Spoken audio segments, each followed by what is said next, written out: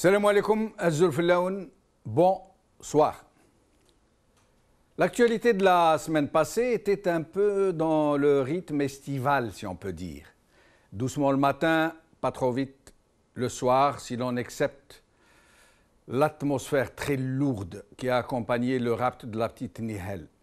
Un rapt qui a bouleversé le pays tout entier.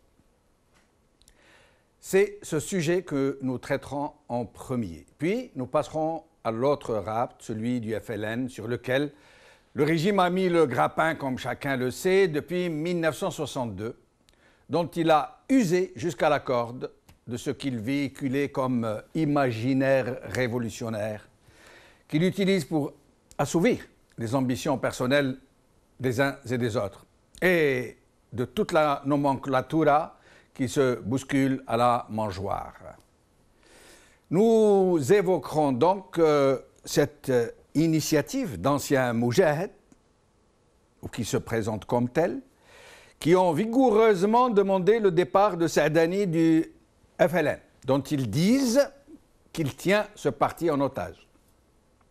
Ces signataires sont Zahra Drif Betat, commandant Azdin, Abdelrahman Sherif Mzian, Mariam Ben Hamza, Wali Ait Ahmed, le général Abdelmajid Sherif et Yassou Saadi. Yassou Saadi qui a déclaré qu'il n'avait pas signé le document qui a été remis à la presse à son insu, dit-il. Nous essaierons de savoir ce qui a réveillé ces gens. Pourquoi dénoncent-ils maintenant cette prise d'otage du FLN alors qu'eux-mêmes, ou plutôt la majorité parmi eux, faisaient partie de ceux qui étaient à l'ombre du régime et qui en ont, pour le moins, très largement profité. Je dirais même que certains parmi eux étaient au premier rang des habitués du râtelier.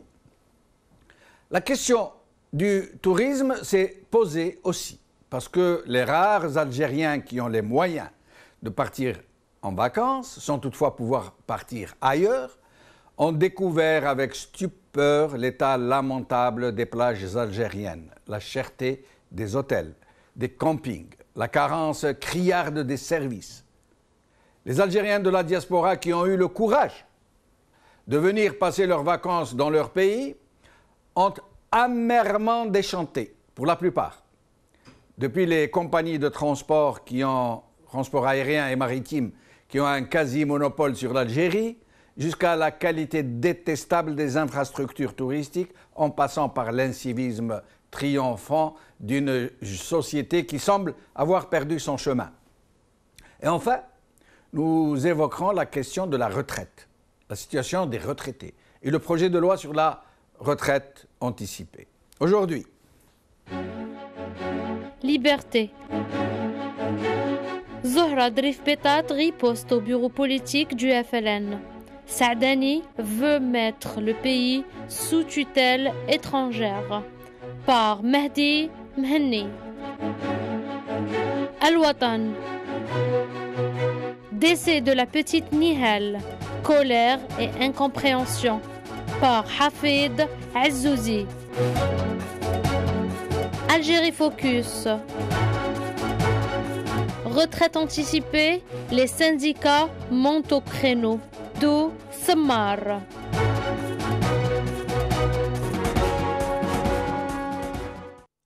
avec nous aujourd'hui pour en parler, un invité unique, Ali Benouari, président de Nida Al-Watan. Ali Benouari, merci d'avoir accepté notre invitation. C'est moi qui vous remercie. Je salue nos amis téléspectateurs par la même occasion. Merci. Alors, si nous commencions par cette douloureuse, cette tragique histoire de l'enlèvement puis de l'assassinat de la petite Nihel. Oui, c'est un événement tragique. Tout le monde l'a souligné. La presse, les réseaux sociaux se sont enflammés pour la cause de cette fillette. J'en profite pour présenter mes condoléances à sa famille. C'est triste. Je condamne bien entendu, comme tous les Algériens, ce crime atroce commis à l'endroit d'une fillette innocente. Ce n'est pas, hélas, la première fois que cela arrive dans notre malheureux pays, hélas. Oui. Vous saviez, Elie Benouari, qu'il n'y a pas en Algérie, moi je l'ai découvert, j'ai été stupéfait de l'apprendre, qu'il n'y a pas de plan alerte enlèvement en Algérie. Vous le saviez? Non, je ne le savais pas. Sincèrement, je ne le savais pas. Mais je peux vous dire que ce plan alerte enlèvement, depuis que le téléphone mobile a gagné la planète entière, des plans alerte enlèvement existent dans tous les pays, je dis bien dans presque tous les pays. Dès qu'un enfant est enlevé, immédiatement l'alerte est donnée, grâce précisément à la téléphonie mobile. Il est très stupéfiant qu'en Algérie, on n'ait pas pensé à ça, vu la recrudescence des enlèvements, des kidnappings, des crimes commis à l'égard d'innocents comme cette malheureuse fillette. Mais c'est quand même stupéfiant. Il suffit qu'il y ait un numéro vert, comme on dit, pour que les gens appellent. Et ce genre de procédé, c'est justement pour éviter qu'on ne parte trop loin avec l'enfant qu'on vient d'enlever, pour essayer de circonscrire un peu la part géographique où il a été enlevé, pour essayer de... C'est stupéfiant de ne pas y avoir pensé, c'est quasiment incroyable.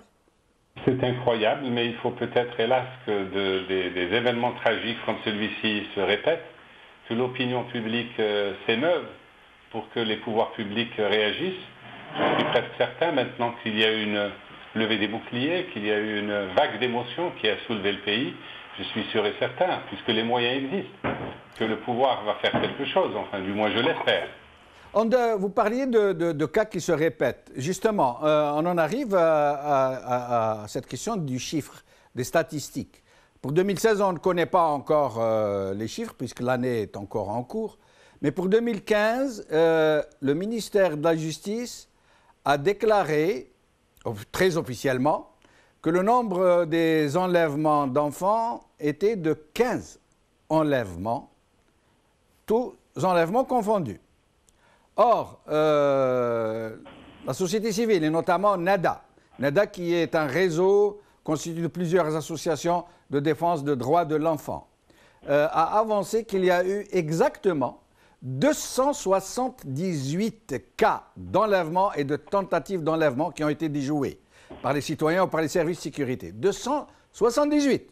Vous voyez la différence entre 278 et 15? Pourquoi avoir déclaré 15 cas alors qu'il y en a eu 278? On peut comprendre, puisque maintenant on connaît le pouvoir, notre pouvoir, hélas. Cela fait plus d'un demi-siècle qu'on est habitué à ce qu'on nous ment, Le pouvoir, évidemment, ne peut pas laisser sortir toutes les informations qui pourraient montrer ses carences. C'est la même chose dans le domaine économique, c'est la même chose dans le domaine des émeutes. Le pouvoir ne parle pas des milliers d'émeutes qui ont lieu chaque année en Algérie parce qu'il veut donner l'image d'un pouvoir qui contrôle la situation et qui travaille pour le bien-être de la population. Bien entendu, c'est faux. Mais disons que je peux comprendre, même si c'est révoltant, je peux comprendre que ce pouvoir ne peut pas faire autrement, ne peut pas agir autrement, comme je le dis souvent. Sa nature le pousse à mentir au peuple et à donner l'impression que tout va bien dans le meilleur des mondes. Mais nous savons tous, hélas, que ce n'est pas vrai. Mais c'est Elie Benouari. Oui. On sait bien que généralement, tous les États du monde, même les plus démocratiques, traficotent un peu les chiffres, ou du moins qu'ils essayent de manipuler très subtilement, mais c'est vraiment à quelque chose de très très près. Ce n'est pas de 15 à 278. C'est comme pour le chômage, par exemple. Ce n'est pas le taux de chômage qui est avancé, qui est moins de 12%, je crois, alors que le chiffre réel doit avoisiner les 30 à 40%. Vous imaginez la différence? Non, mais c'est la même chose. Oui. C'est la même chose. Parce que la portée du chômage que tout le monde constate et vit au quotidien n'est pas la même. Tout le monde sait qu'il y a du chômage. Mais ces enlèvements, ces meurtres d'innocents ont de quoi soulever l'indignation, une indignation plus forte. Et je peux comprendre que le pouvoir ne tient pas à ce que cela se sache. Pour moi, c'est simple. C'est l'effet d'une même cause. Rien ne m'étonne de ce pouvoir, rien. Et puis j'ajoute que si nous avions un Parlement qui est digne de ce nom, si la société civile était autorisée à s'organiser, à s'exprimer, si le mouvement associatif n'était pas brimé, si les partis politiques étaient autorisés à activer au grand jour, bien entendu que ce genre d'événement ne passerait pas sous silence et que les vrais chiffres ressortiraient, ne serait-ce qu'au niveau parlementaire, où les ministres seraient interpellés, de plusieurs manières. Mais comme le pouvoir est muselé, la liberté est muselée, entravée, ça profite évidemment, ça encourage l'omerta. Il y a une véritable omerta organisée par le régime sur tout ce qui ne va pas, c'est-à-dire sur toutes les carences, sur tout ce qui ne va pas, qui peut être directement attribué au pouvoir. Eh bien, le pouvoir fait tout pour que cela ne se sache pas, ou du moins que l'on réduise le nombre de viols, le nombre de meurtres, le nombre d'émeutes, le nombre de suicides, n'est-ce pas? Beaucoup d'Algériens se suicident. Évidemment, ce n'est pas à l'avantage du régime que cela se sache. Vous voyez, alors cette tragique affaire a suscité une émotion, comme vous le savez d'ailleurs, vous-même qui suivez. Grâce aux réseaux sociaux, principalement. Une grande indignation, une grande émotion, mais le plus curieux, c'est que tout le monde s'est rué sur cette revendication d'un retour pour l'application de la peine de mort.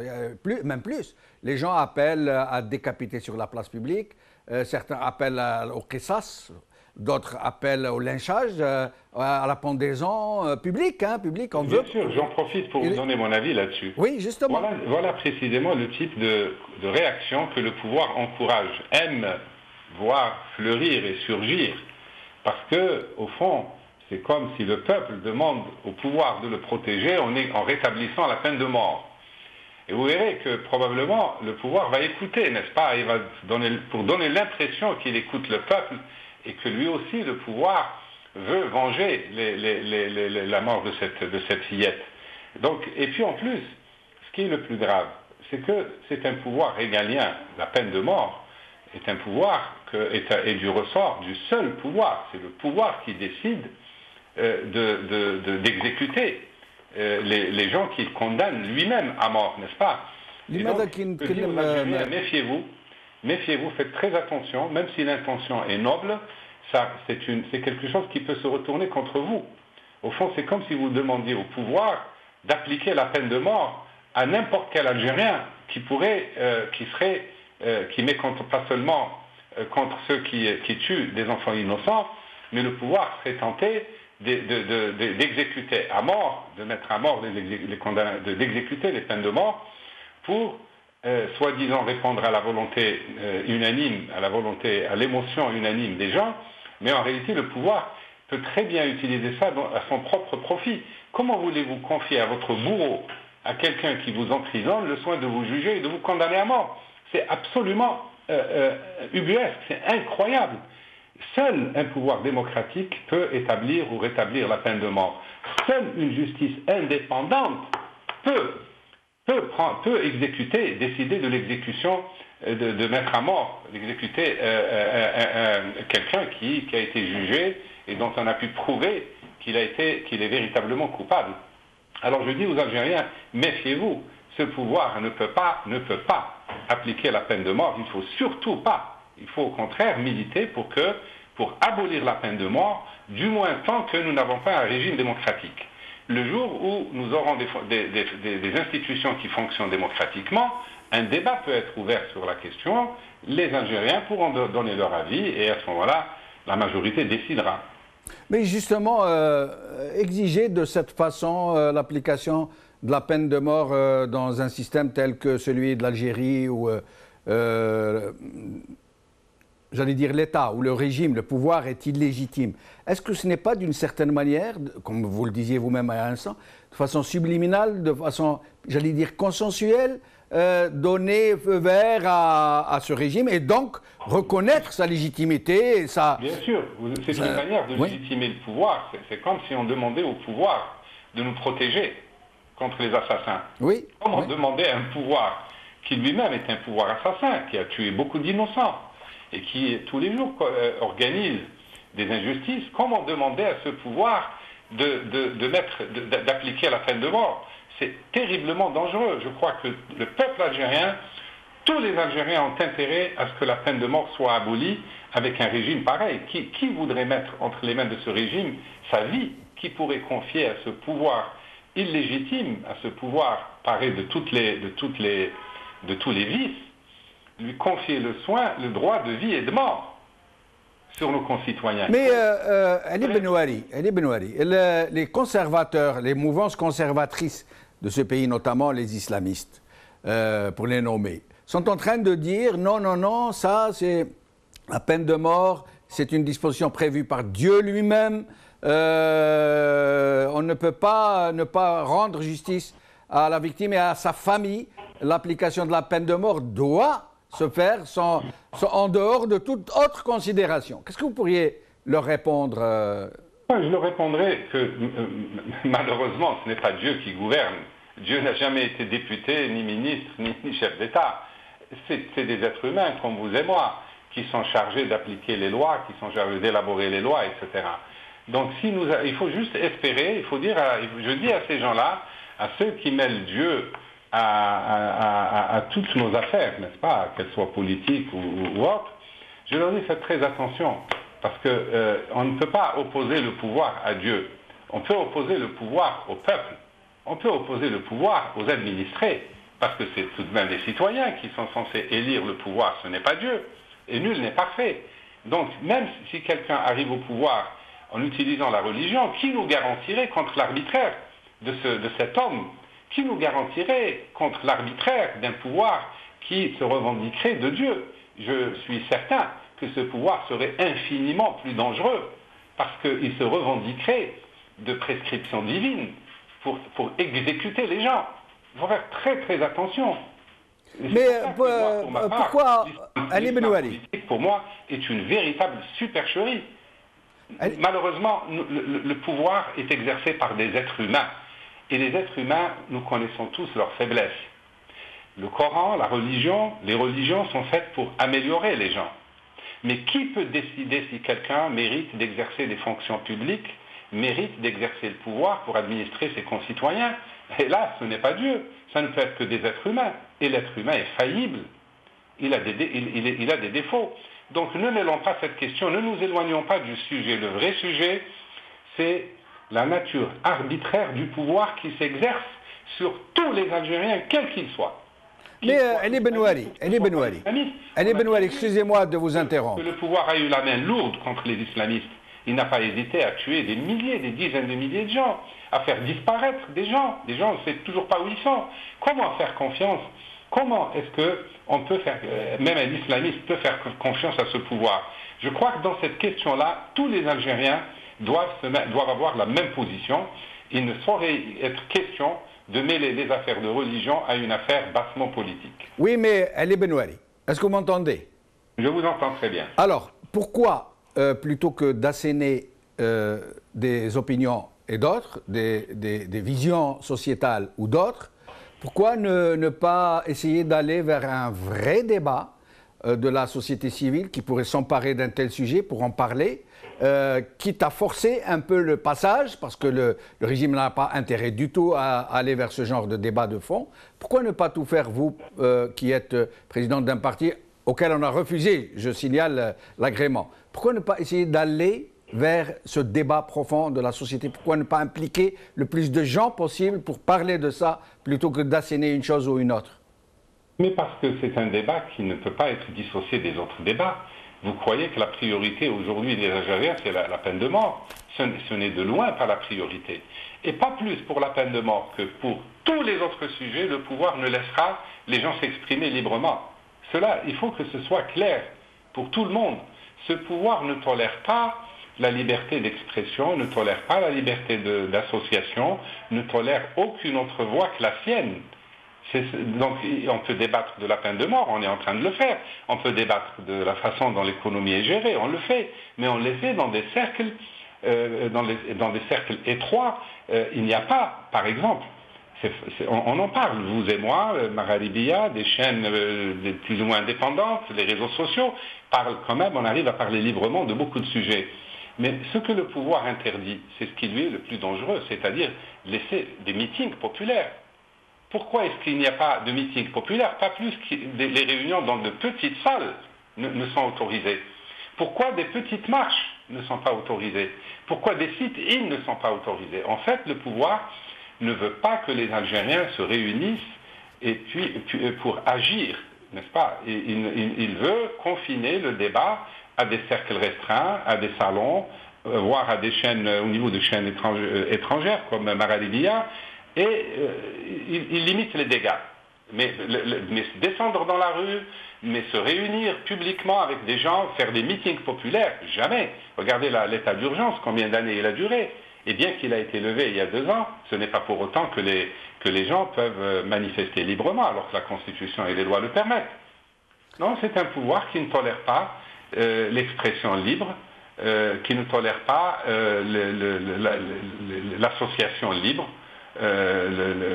C'est un pouvoir qui monopolise, qui s'accapare tous les canaux possibles, des canaux d'expression aux canaux des politiques.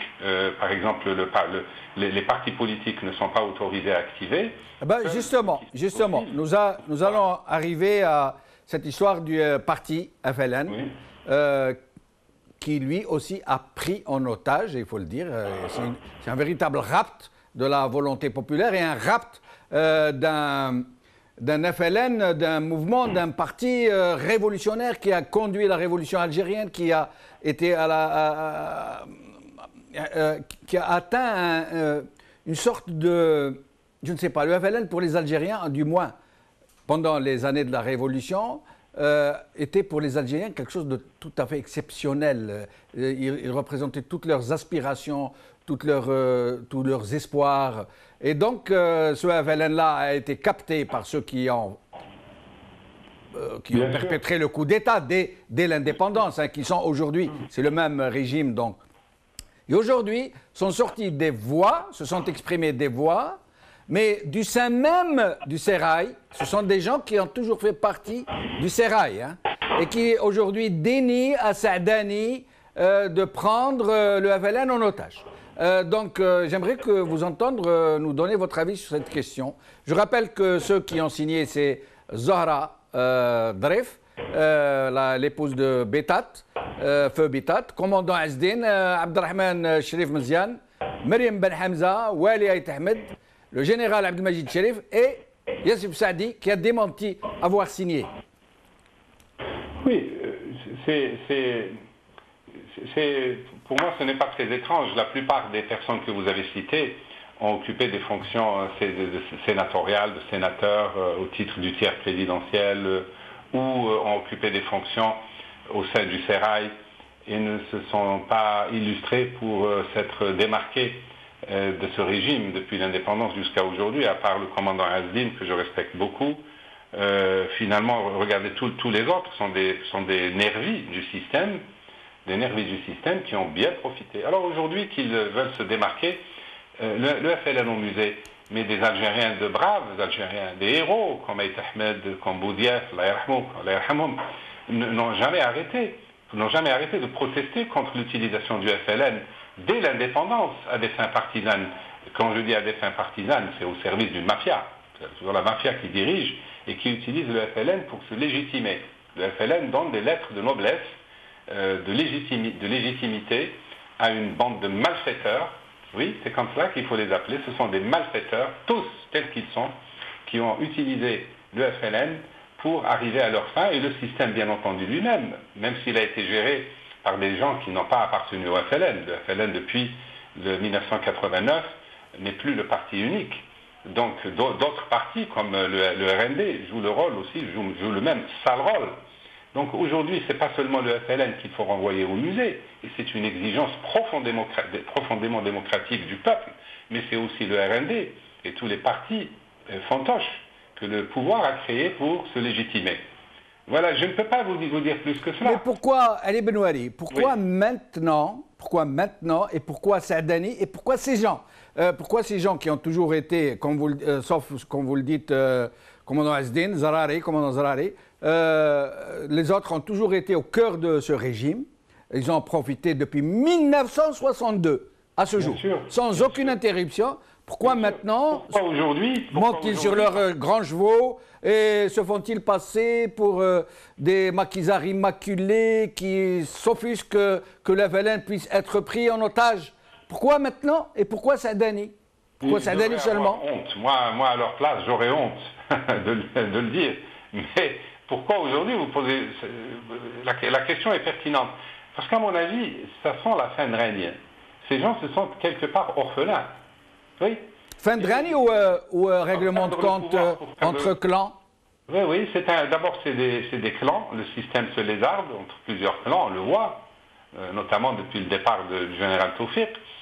On s'en donne à cœur joie, on s'étripe, on s'écharpe pour tout. Et la question qui est lancinante, qui est derrière tout cela, c'est la succession du président Bouteflika. Sa succession aiguise les appétits. Sa succession pose des problèmes institutionnels, c'est-à-dire qu'il sera difficile, après sa disparition, pour le système de se renouveler de la même manière, c'est-à-dire en utilisant de nouveau le FLN. Donc maintenant qu'ils sentent que la fin du système est proche, ils appuient sur cette malheureuse bête, cette monture qui s'appelle le FLN, pour la mettre à terre et pour apparaître comme des héros, comme des oraux. Regardez, on l'a mis à terre, cette bête. N'est-ce pas? Honte à eux qui n'ont pas cessé de l'utiliser, de monter cette bête, cette monture, depuis l'indépendance jusqu'à aujourd'hui. Mais de toute façon, le FLN est condamné. Encore une fois, ça ne sert plus à rien de focaliser sur le FLN parce que tout le monde, il est totalement discrédité. Il ne vaut plus rien. Regardez, est-ce que vous entendez le FLN activé dans les communes, dans les régions? Le FLN n'existe plus. C'est une coquille vide. C'est juste un sigle, comme le RND, comme le machin de Amara bin Younes, comme l'a été le Parti du Travail de Louisa Hannoun, comme tous ces partis croupions, ces partis fantoches, ces instruments, ces choses que le pouvoir a utilisées pour se parer d'une vertu démocratique, institutionnelle. En réalité, tous ces partis ne pèsent rien, mais strictement rien.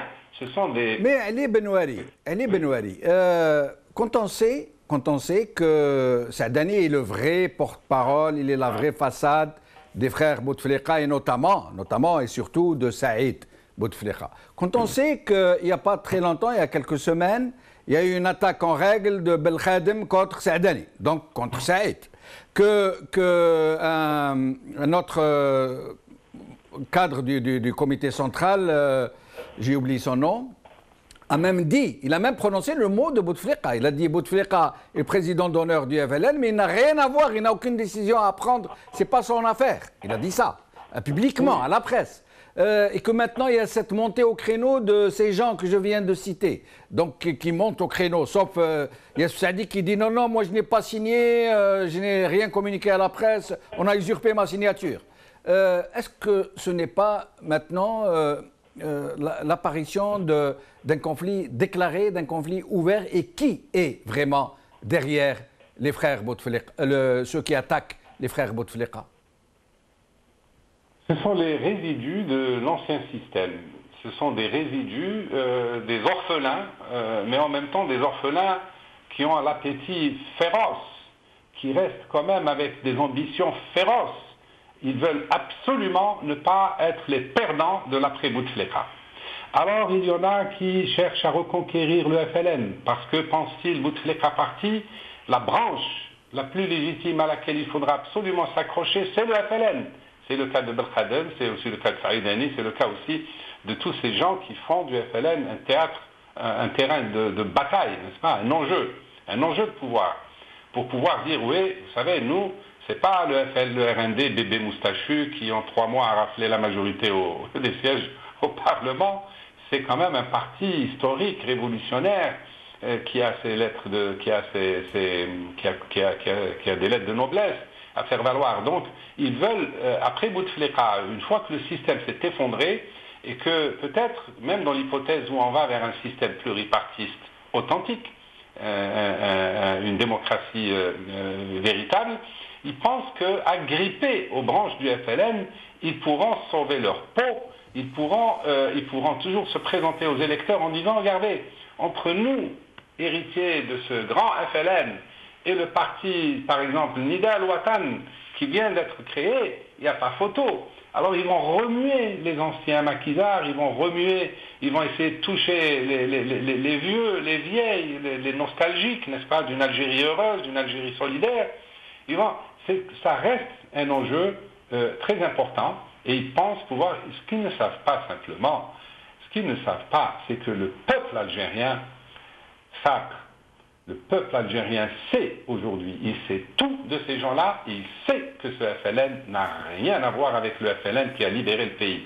Mais eux ne le savent pas, ou même s'ils le savent, ils n'ont pas le choix, ils s'accrochent à toutes les branches possibles. Comme vous verrez, il y en a qui s'accrocheront au RND, en se disant, le RND, ça fait quand même plus de 20 ans. Il vaut mieux être membre du RND que structuré, soi-disant, présent dans toute l'Algérie, connu. L'effet marketing. L'effet marketing, c'est qu'on préfère être membre d'un parti qui est connu plutôt que d'un parti qui vient de naître. Et c'est là où ils se trompent lourdement. L'exemple du fils aurait dû leur servir. Il aurait dû les inspirer. Voilà un parti né de rien et qui rafle la majorité en juin 90 et en décembre 1991. Ils n'ont rien appris, comme disait le général Diap. Ce sont de mauvais élèves. Et vous verrez, si Jamel, que dès que nous aurons des élections libres, ceux qui vont rafler la mise seront des partis inconnus. Je le répète, ce seront des partis inconnus et ce seront probablement des gens inconnus, des jeunes qui vont gagner, qui vont rafler la mise des élections et qui vont enfin, eux, mettre au placard toute cette racaille qui se nourrit sur la bête depuis l'indépendance.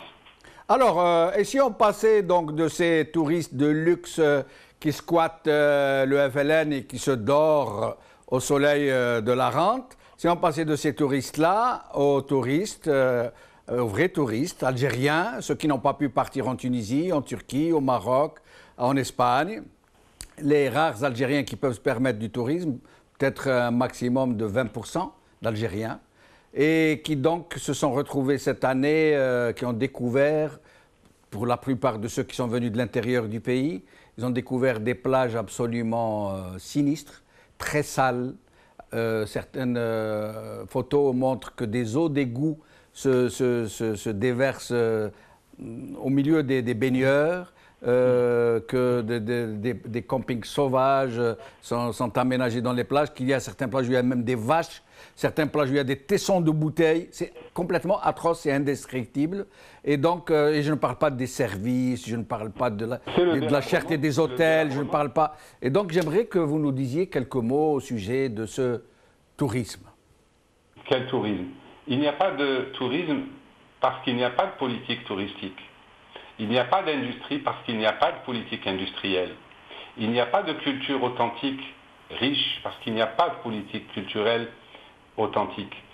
Il n'y a pas un environnement sain parce qu'il n'y a pas de politique environnementale. Tiens, je me plaisais à débattre avec un ami hier du sort de Rahmani. Vous connaissez, vous vous rappelez, c'est Rahmani? Et comment? Qui ne s'en rappelle pas et qui ne le connaît pas? Vous parlez de Lucien Walid d'Alger. Intellectuel qui a géré l'environnement et qui a squatté le pouvoir pendant 30 ans. Ouais. Il est où? Il est en train de croquer son argent en France et ailleurs.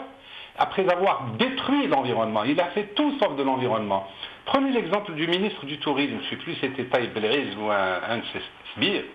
En 2005, il a eu l'outrecuidance de dire dans 10 ans, probablement pour paraphraser Mohamed VI, vous savez que Mohamed VI, quand il a succédé à son père, Hassan II, il a fait une véritable politique touristique et ses slogans à lui, il les a réalisés. Il disait par exemple, dans 10 ans, 10 millions de touristes qui vont nous ramener 10 millions de dollars à travers 10 ans de touristique. Eh bien, il a fait tout ça. Et il est passé maintenant à plus que ça. Eh bien, ce misérable ministre, partant de rien, sans aucune politique touristique, il a dit, dans les médias, vous pouvez vérifier, dans 10 ans, donc en 2015, l'Algérie pourra se vanter d'avoir 15 millions de touristes étrangers. Ils sont où, ces 15 millions de touristes étrangers? Mais ils achètent le temps. Les promesses sont faites pour ceux qui les écoutent, pas chez nous. Donc, il n'y a pas de tourisme, il n'y a pas de politique, il n'y a pas de tourisme intérieur. Si vous partez avec votre femme d'Alger à El Oued ou à Tbessa, est-ce que vous pouvez vous arrêter, vous, votre femme, votre fille, qui ont un besoin urgent? Est-ce qu'il y a des toilettes où elles peuvent faire un besoin urgent? Alors, je parle de quelque chose de vraiment basique. Le pouvoir le sait. Il n'y a pas de politique touristique intérieure, donc il ne peut pas y avoir une politique touristique qui attire des investisseurs étrangers. Rappelez-vous le guide du routard. Ce guide du routard, pour ceux qui ne le savent pas, c'est comme le guide Michelin. Un touriste, quand il va en Pologne, ou au Guatemala, ou au Tunisie, ou au Maroc, et il achète le guide Michelin ou le guide du routard, qui lui dit en gros où il doit aller pour bien manger, les bons hôtels, les pas chers. Eh bien, ils ont fait un guide pour l'Algérie.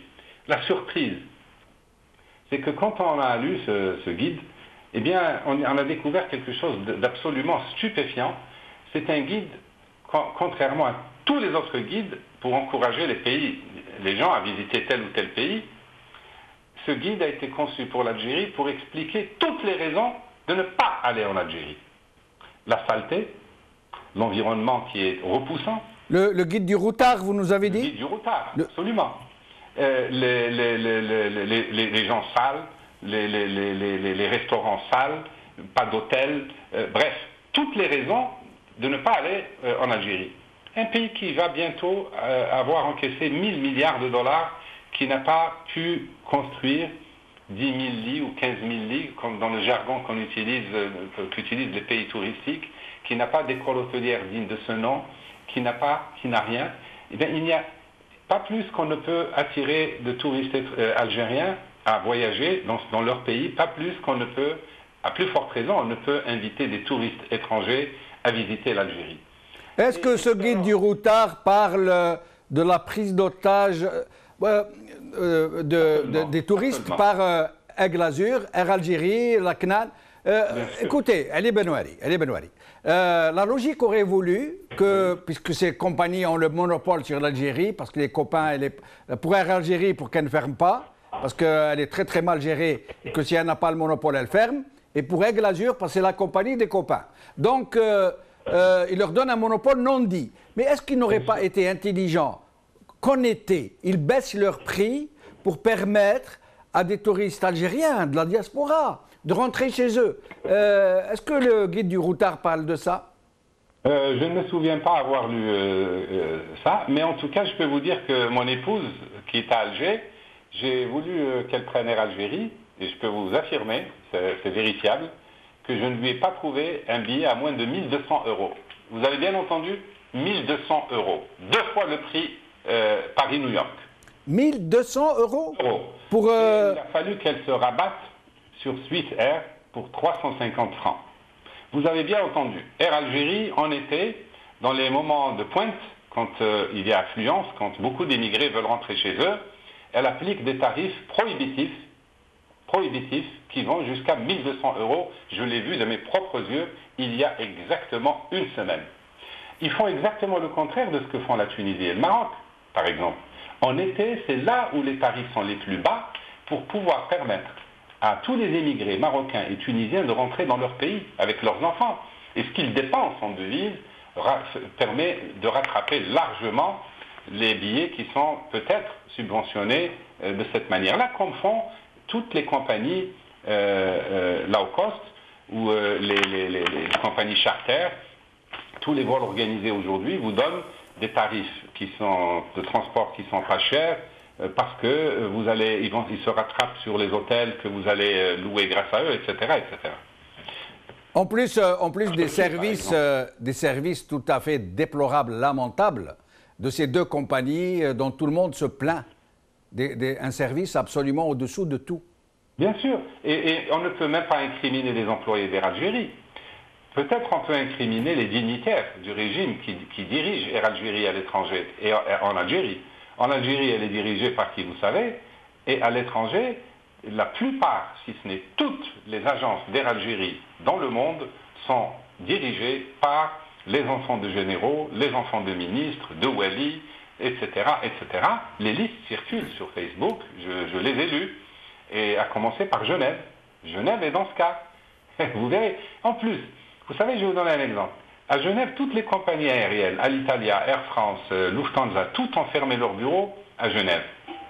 À cause évidemment, des possibilités de réserver par Internet, etc. Elles n'ont plus que des box à l'aéroport. Eh bien, Algérie est l'une des rares compagnies, il y en a peut-être juste 2 ou 3, qui ont encore des bureaux qui font plus de 200 mètres carrés en plein centre-ville, qui coûtent une fortune et qui ne servent à rien. Mais quand je dis qu'elle coûte une fortune, elle coûte une fortune en loyer, 15-20 000 francs suisses par mois, mais elle coûte une fortune vu le nombre d'employés qui sont utilisés dans ces agences, alors qu'ils ne sont en rien productifs. Et même quand vous téléphonez, vous attendez, ils sont occupés, paraît-il. Il faut vous déplacer. Et quand vous déplacez, surprise, il y a un chat, 2 chats au maximum. C'est pour donner l'impression que le personnel est occupé. Donc, vous parlez d'Air Algérie, vous pouvez parler de la CNAM, vous pouvez parler de Sonatrach. Parler de Sonatrach, c'est pareil. 60 ans, 50 ans d'investissement, de formation, des milliers de cadres de Sonatrach. Je dis bien des milliers ont fait des formations.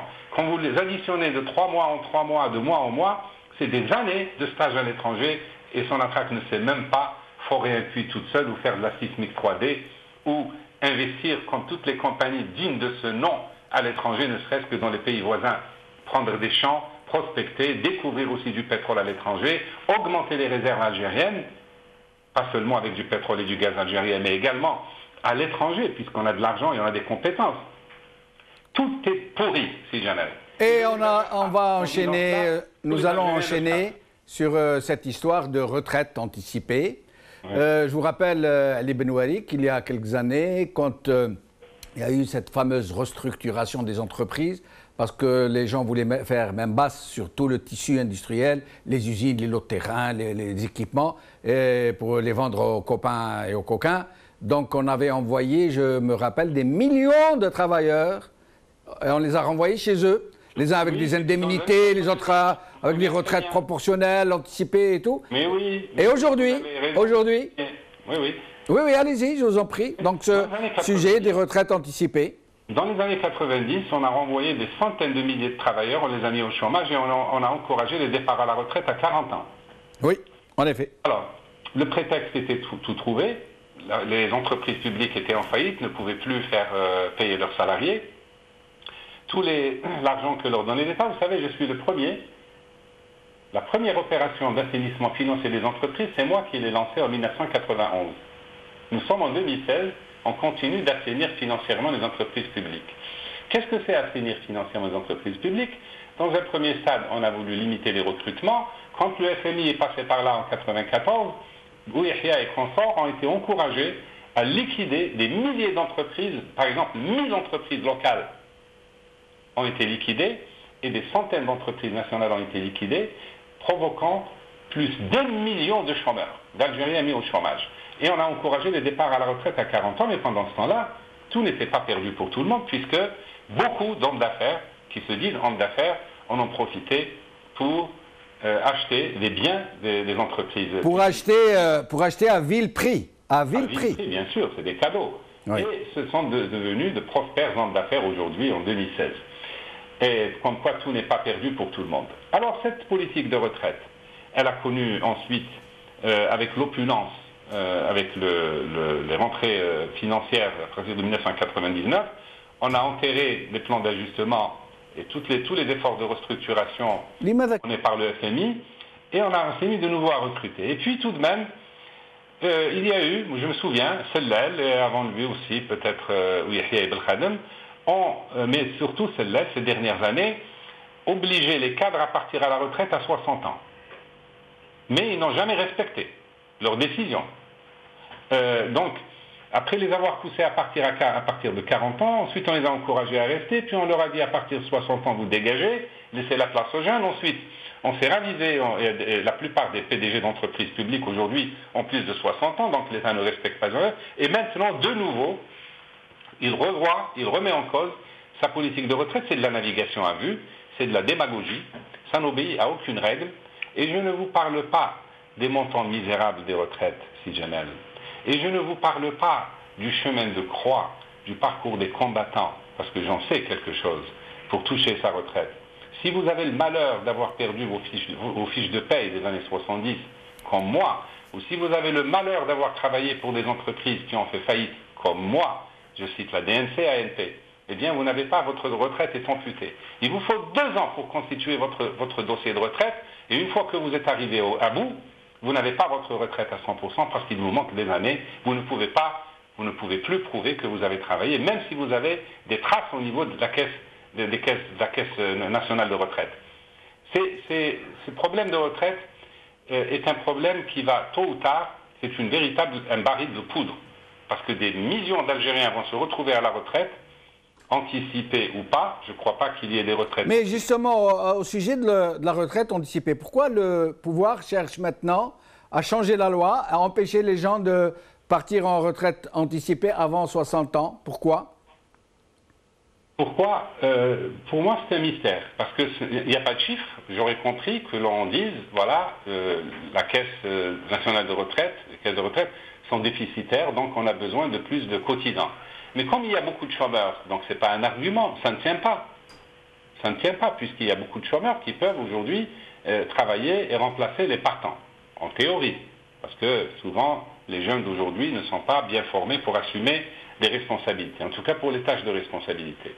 Mais peut-être aussi qu'ils subissent il y a un gros trou, la sécurité sociale algérienne, peut-être qu'elle a un gros trou lié à Khalifa, peut-être qu'elle ne s'en est pas remise, peut-être qu'aujourd'hui ils ont un déficit tellement énorme qu'ils ne veulent pas. Mais c'est vrai qu'il n'y a pas de chiffres, mais il n'y a pas de chiffres, Ali Benouali, il n'y a pas de chiffres. Mais il semble très évident que les caisses de retraite versent beaucoup plus qu'ils ne perçoivent de cotisations. Il y a un très gros déséquilibre. Mais est-ce que le fait d'empêcher le départ en retraite anticipée va combler ce trou, comme vous dites? Franchement, je ne crois pas. Je n'ai pas les chiffres. Mais pour moi, c'est de la démagogie. Et ils font semblant, peut-être qu'au fond, ils font semblant de gérer. C'est pour donner l'impression qu'ils connaissent leur dossier, qu'ils ont étudié la situation des caisses de retraite, qu'ils connaissent... Mais moi, j'aimerais les side aspects, toujours les à côté qui permettent d'expliquer ce qu'ils font. Je vous ai parlé de Khalifa et des trous. Vous savez ce qu'a fait Sidi Saïd? Vous savez qu'il a confié... Oui. Il a trafiqué un PV du conseil d'administration pour mettre l'argent des travailleurs, l'argent des cotisations des travailleurs et des œuvres sociales dans les banques de Khalifa. Et il n'a pas été inquiété pour ça du tout, parce qu'il ne figurait pas dans l'acte d'accusation. Voilà, pas plus que Medelsi d'ailleurs, qui est responsable. Et pas plus que Boujara Sultani, qui était ministre à l'époque. Qui aujourd'hui se permet d'éliminer des candidats, n'est-ce pas, à partir du Conseil constitutionnel. C'est incroyable ce qui se passe. Mais il y a aussi le fait que le marché des liquidités est asséché par le déficit du Trésor, et là, on va en parler de plus en plus. Non seulement il n'y a plus d'argent dans les caisses du Trésor, mais le Trésor, pour continuer à payer les fonctionnaires, pompe l'argent des banques, et l'argent de la sécurité sociale, et l'argent, toutes les entreprises publiques, ou les caisses d'assurance qui ont de l'argent, l'État a puisé là-dedans, est en train de puiser là-dedans, il n'y a plus d'argent pour prêter aux gens. Ali Benouali, à ce sujet, justement, à ce sujet, il n'y a plus d'argent. Aujourd'hui, la majorité, l'immense majorité des retraités ont des pensions de retraite absolument scandaleuses, qui ne leur permettent même pas de subvenir à leurs besoins les plus élémentaires, comme manger, dormir, s'habiller, se soigner. Maintenant que vous dites qu'il n'y a plus d'argent, est-ce à dire qu'il n'y a plus d'espoir de revaloriser ces pensions de retraite? À mon avis, il n'y a plus d'espoir. Pas plus qu'il n'y en a d'augmenter les salaires. C'est fini. Tout ça est fini. Aujourd'hui, le régime se demande comment il va payer les fonctionnaires l'année prochaine, sans augmenter les salaires. Le déficit est abyssal. J'ai été le premier à le dire, et tout le monde est en train de le constater, à dire que les liquidités intérieures vont être asséchées et les réserves de change vont disparaître. Pour les réserves de change, on en a encore peut-être pour 2 ans, voire 3 ans au maximum, mais pour les liquidités en dinars, le trésor est vide. Le solde global du trésor, l'année prochaine, va être négatif. Et ils ne vont pas recourir à la planche à billets? Ils vont recourir à la planche à billets. Alors, n'ayant pas, très bien, il n'y a pas d'argent. Mettons que l'État doit dépenser 6 000 milliards de dinars l'année prochaine et il n'a que 3 000 milliards de dinars en caisse. Je donne des chiffres plus ou moins justes, mais enfin, pour fixer les esprits. il manque 3 000 milliards de dinars pour payer les fonctionnaires, les policiers, les gendarmes, les militaires, etc., les médecins des hôpitaux, etc., payer les retraites, etc. Où est-ce qu'il va trouver cet argent? Voilà un exercice que j'ai fait à l'université de Béjaïa. J'ai dit aux étudiants à Béjaïa, voilà, j'ai ramené une loi de finances, j'ai tout ramené, et dit, on va refaire la loi de finances ensemble. Nous sommes le Parlement de l'Algérie. Et je vais vous faire, ça va être interactif. Et nous avons refait la loi de finances, comme si nous étions aujourd'hui au Parlement, pour voir qu'est-ce qui est possible. On a vu qu'il n'y avait pas beaucoup de choses possibles, et ce que nous avons fait comme exercice, c'est probablement ce que le pouvoir va faire. Il va dévaluer un petit peu et de manière inexorable, régulière. Parce que chaque fois qu'il dévalue, il y a plus de dinars qui rentrent dans les caisses. D'accord? Oui. Même si le pétrole n'augmente pas, si on dévalue de 100% par exemple, il y a 2 fois plus d'argent qui rentre en caisse au titre des impôts de la fiscalité pétrolière. Donc il le fait. Il va augmenter les tarifs des carburants. Il le fait. Mais ça ne suffit pas. J'avais dit que c'est de la rigolade. Et vous allez voir la preuve que la consommation de carburant a augmenté, elle n'a pas baissé. Vous savez, les derniers chiffres. Donc ils vont continuer à augmenter les tarifs. Ils vont diminuer les subventions. Et les soutiens des prix, de l'argent. les soutiens des prix, et augmenter les recettes. Les soutiens des prix de produits de consommation, de première consommation? Bien sûr qu'ils vont diminuer. Bien sûr, vous allez voir que les prix de tous les produits vont augmenter. Je vous donne date, prenons date. Vous allez voir en septembre, à la rentrée, vous allez voir en décembre, vous allez voir l'année prochaine, vous allez voir tous les trimestres que les prix vont augmenter. Les prix vont augmenter, donc la TVA l'État va faire entrer plus d'argent au niveau de la TVA, il va diminuer donner moins de subventions, effet et cause à la fois, il va dévaluer et donc le pouvoir d'achat des gens, les prix vont augmenter. C'est un cercle, au fond, un cercle vicieux qui va être exactement celui que le FMI va recommander, et qu'il a d'ailleurs commencé à recommander. Parce qu'il n'y a pas de choix, c'est la politique de la contrainte, qui nécessairement amènera le pouvoir à faire une politique de la demande. C'est ça le FMI. Comment réduire la demande? Parce qu'il est trop tard pour faire une politique de l'offre. Parce qu'une politique de l'offre, et je parle au peuple algérien, nous l'avons raté. C'est en 1999 qu'il fallait faire une politique de l'offre, de manière à augmenter le potentiel de production industrielle, augmenter le tourisme, etc., pour que 15 ans, 17 ans après, on se retrouve dans la situation... Cela n'a pas été fait malheureusement et je suis obligé de vous interrompre, Ali Benouari. Même si le pouvoir aujourd'hui décide de faire une vraie politique industrielle, etc., il faudra au moins 5 ans pour en voir le résultat, et à supposer qu'il ait les moyens de financer cette politique. Or, il n'a plus les moyens de financer cette politique. Merci Ali Benouari. Donc, c'est sur ces sombres perspectives, malheureusement, que nous clôturons cette émission, que nous vous disons Qawala khair, b'slama. Qawala khair.